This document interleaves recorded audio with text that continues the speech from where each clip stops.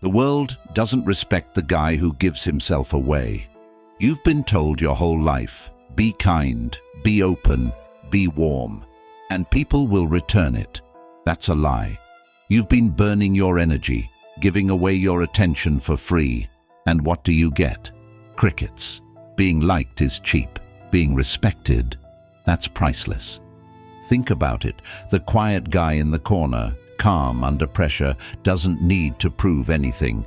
He doesn't text back instantly. He doesn't laugh at jokes that aren't funny. Yet somehow, people lean in. They notice. They hesitate. They respect him. That's the psychology we're unpacking today. Not cruelty, not malice, but surgical detachment. The kind of cold that makes the world bend around you without you begging for it. By the end of this video, you'll see why people who care the least hold the most power, and exactly how to turn yourself into the glacial force they can't ignore. And here's the first truth most men never realize. If you keep giving it all away, you've already lost. Phase 1. The economics of affection. Your attention is currency, and right now you're printing it like monopoly money, laughing at jokes that aren't funny, apologizing for existing, replying instantly to texts. You're hyperinflating your value until people don't see you as someone to respect. They see you as water, cheap, endless, and replaceable. Here's the law. Scarcity breeds respect. Withdraw. Make your presence a premium. Let people chase for your attention instead of giving it away like free Wi-Fi. Suddenly your compliments hit differently. Your silence weighs heavy, and when you speak, it lands like cash on the table. Most guys never figure this out. They keep giving and wonder why they're ignored.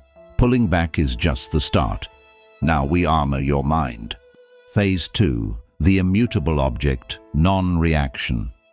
Picture a cliff by the ocean. Waves crash, foam, scream, and the cliff doesn't flinch. That's you. Most men react instantly. Anger, anxiety, arrogance. They hand their power away. The Stoics called it cutting the strings. Epictetus said, "Men are disturbed not by things, but by the view they take of them." Insults, ignore. Praise, don't inflate. Someone trying to provoke you. Step back, watch, observe. The moment you stop reacting, you flip the game. People will start showing you who they really are, without you saying a word. But standing still isn't enough. To move without resistance, you need zero drag. Phase 3. Eliminate neediness. Nothing erodes authority faster than the scent of need. The moment people feel you require their approval, their time, their validation, the hierarchy is set and you are no longer on top of it. Neediness shows up quietly. Over-explaining yourself, seeking reassurance, saying yes when your instincts scream no. You think it makes you agreeable. In reality, it makes you negotiable. The powerful operate from sufficiency. They don't cling, they choose. When you stop needing outcomes, conversations shift, negotiations tilt, even your posture changes. You are no longer asking the world for permission to exist, and strangely, the less you chase, the more things move toward you. Because the man who can walk away is the man no one wants to lose. But emotional independence alone isn't dominance. Now you must learn the discipline of invisibility. Phase 4. Strategic silence. Average men rush to fill every quiet moment. They explain, justify, defend, overshare, mistaking volume for strength. But silence is not emptiness. Silence is pressure. When you pause before responding, people lean forward. When you reveal less, curiosity expands to fill the gap. Mystery has gravity. It pulls attention without force.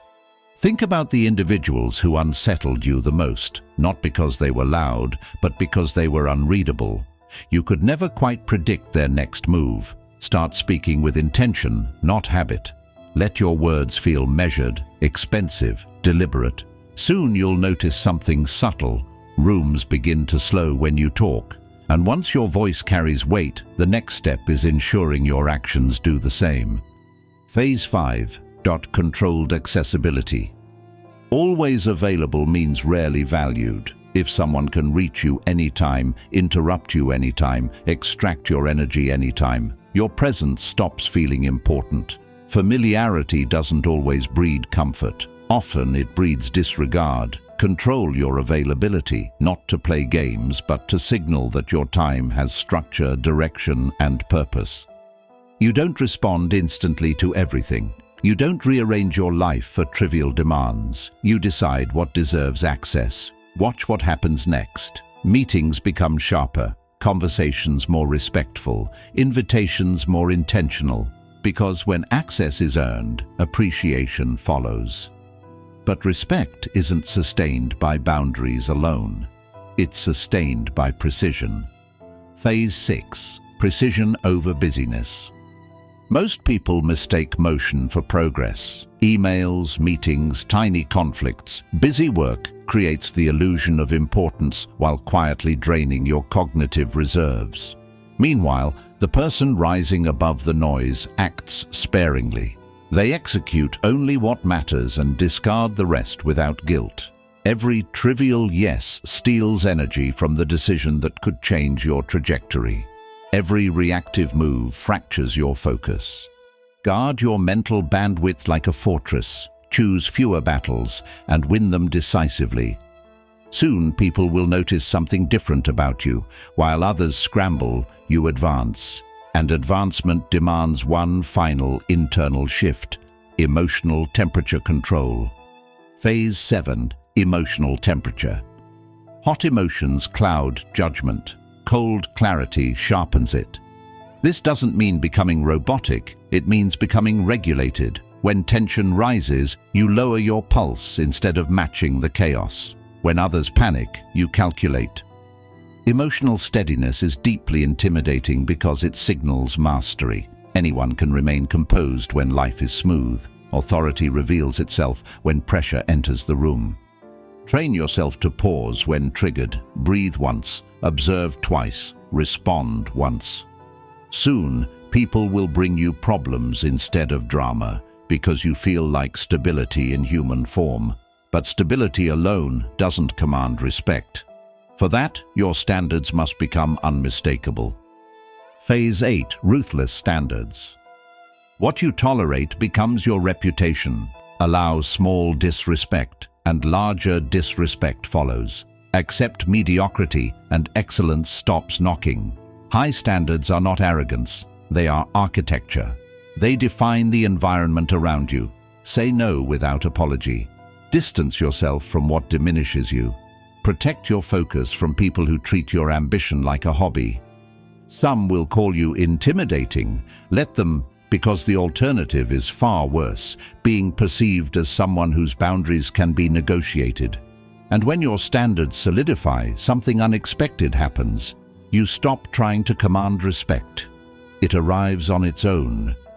Yet there is one final transformation, the quiet synthesis of everything you've learned. Phase 9. Effortless power. Real power rarely announces itself. It doesn't argue for attention. It doesn't chase validation. It doesn't need the room to know it exists. The room simply feels it. When you master restraint, regulate emotion, guard your time, and detach from approval, your presence changes texture. You move slower, but accomplish more. Speak less, but influence deeper. People sense it before they understand it. You are no longer reacting to the world. The world begins reacting to you. And here is the paradox most never grasp. The moment you stop trying to appear powerful is the exact moment you become impossible to ignore. Now, the question isn't whether these principles work. The question is whether you're ready to live them. If this shifted the way you see power, don't let it fade into passive inspiration. Take one principle from today, just one, and practice it deliberately this week. Respect is not granted, it is constructed through repeated signals. Ask yourself honestly, where in your life have you been too available, too reactive, too eager to please? Write it in the comments. Awareness is the first step toward authority. And if you're serious about transforming the way the world responds to you, subscribe now.